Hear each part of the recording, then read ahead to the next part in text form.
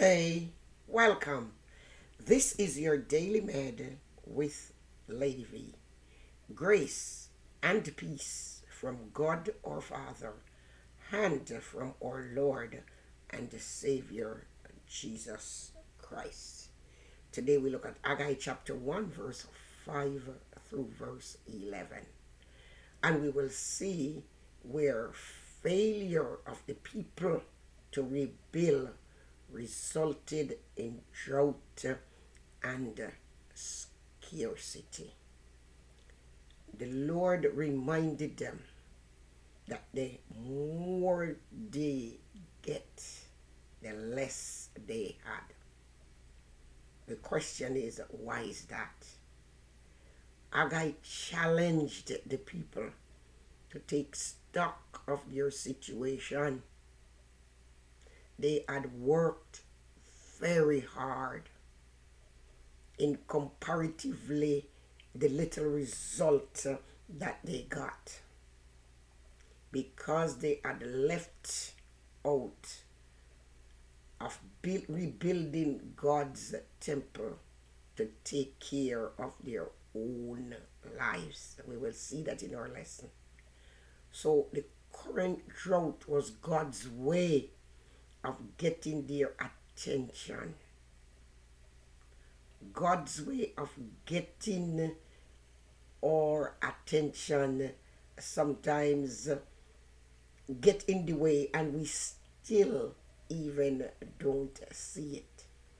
These Jews had learned a secret. Christ would teach that God's richest blessings came to those who seek the kingdom first. St. Matthew chapter 6 verse 33. They did not realize that blessings from God depended on obedience to God. And so while there were no rebuilding of the temple, there was actually no blessing. So let's turn to the Bible and see what Haggai chapter 1 verse 5 through 11 says. It says, "Now therefore, thus saith the Lord of hosts, consider your ways. He have sown much and bring in little. Ye eat, but ye have not enough. Ye drink, but ye are not filled with drink. He clothe you, but there is none warm, and he that earneth wages to put it into a bag with holes. Thus saith the Lord of hosts, consider your ways. Go up to the mountain and bring wood and build the house, and I will take pleasure in it, and I will be glorified, saith the Lord. You look for much, and lo, it came to little. And when he brought it home, I did blow upon it. Why, saith the Lord of hosts? Because of mine house that is waste, and you run every man into his own house. Therefore, the heavens over you is stayed from dew, and the earth is stayed from her fruit. And I called for a drought upon the land, and upon the mountains, and upon the corn, and upon the new wine, and upon the oil, and upon that which the ground bringeth forth, and upon men, and upon cattle, and upon all the labor of the hands." So we see that all this happened because the people failed to rebuild the house of God. The people should have been warned by their recent history when they take a look at it. When they neglected the Lord's house, they suffered hunger, thirst, and poverty. Now the Lord commanded them to start work on the temple. As long as God's house lay in ruins, the people could expect nothing but drought, nothing but scarcity. Let's look at the commands that which he gave to them. Twice he said in these few verses, in verse 7 and in verse 5, consider your ways. Take stock of that which you are doing. See that you are not putting God first. Then he gave them the command. He says, go up to the mountains, go cut wood, bring it in for the rebuilding of the house. In chapter 1 and verse 8, he says, build the house. And he shows us from the scripture the different experience that the returning exiles had. He said, one, because they did not build the house, they sow much, but they bring in little. In verse 6, he says, they eat, but they do still not have enough. He says, they drink, but they are not filled. They clothe themselves, but there is not enough clothing to keep them warm. That which you make, it can't supply your needs. And so they had to realize that yes, something was wrong, something is happening, but they were not attributing it or paying attention to the fact that they were not putting the things of God first. And so here they are, no place to worship, and it was not a concern to them that worship was not taking place. And so God had to send them gracious reminder through the prophet Haggai to consider the things that they were doing.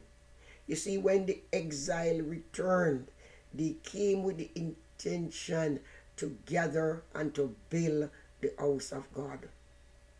They didn't even look at what happened to them in the ancient days. They just tell themselves, we are going to go on with life as usual. We are going to now build our own lives. Two promises God make. He says concerning the temple, he says, I will take pleasure in it if you build it. I will be glorified in it. So the reason these Jews did not prosper, because God's house lay waste and no effort was made to rebuild it.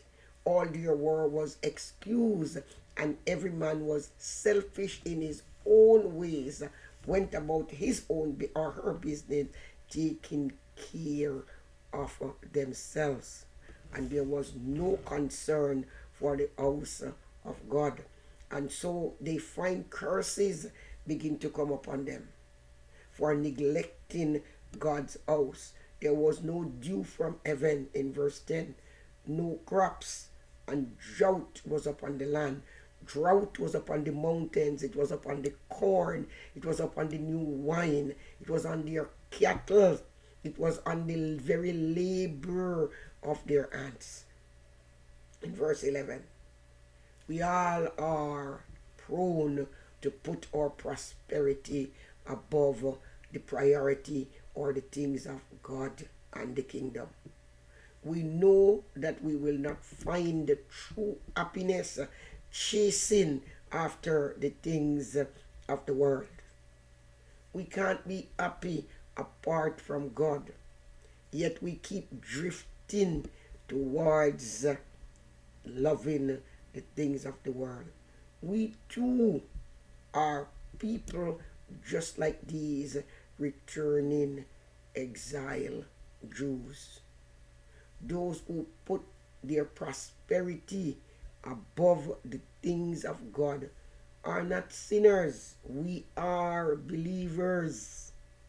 And we cannot forget that the people who did these things, we now in turn does these same things. The people to whom Agai were speaking, they're not different from us. These are people who made commitment to God that they would return and take care of his house. How many times we make vows to God and we say, God, we will do this. But yet when the time comes, if there's any hardship, we decide, well, I don't want to do it anymore. I'm drawing back. But we have already put our hands to the plow. And so these people should have realized when they were in Babylon, we have to understand that they had their way of living. They had established homes, they had their children, they had their children education, and all of these things that goes on in everyday life to really take care of. But they made the commitment.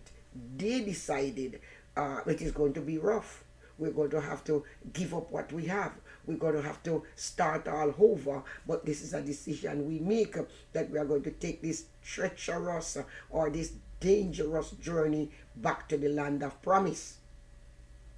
They had their homes, as we say, they had their jobs.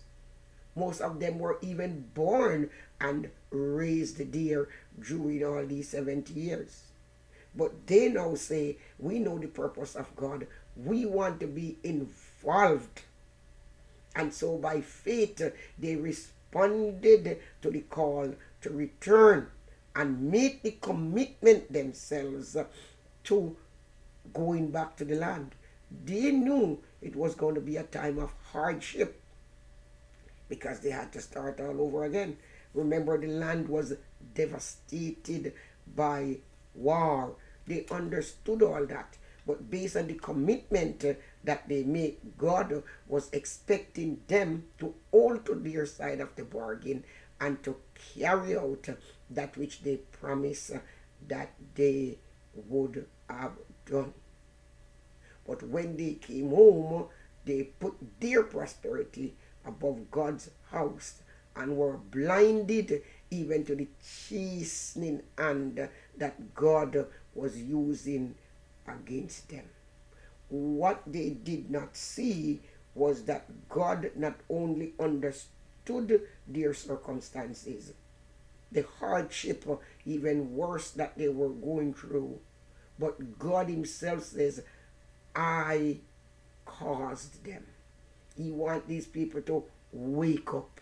And that's why the prophet says to them twice, consider your ways.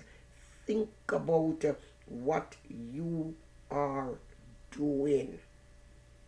The people who slip themselves away from doing that which God wanted them to do, they lost their spiritual perspective. Why are we here? Why did we come home? What did we come home to do? And so they literally were building on shifting sand. And the more they build for themselves, the more they drift away from God. And so now the food that they were working for become less. It is perishing because they were working actually for the things that perish and not for the things that lead to eternal life. In St. John 6, verse 27, they were actually working for themselves and working against God. Let us, when we make a commitment, be true and stay to that commitment that we have made to God, because he expects us to do so. Just like the returning Jews, he were expecting them, once they made a commitment, to return to the land to build his house first. God bless you. Thank you again for watching. Please like, please subscribe, also comment, and don't forget to visit my YouTube channel, Daily Med with Lady.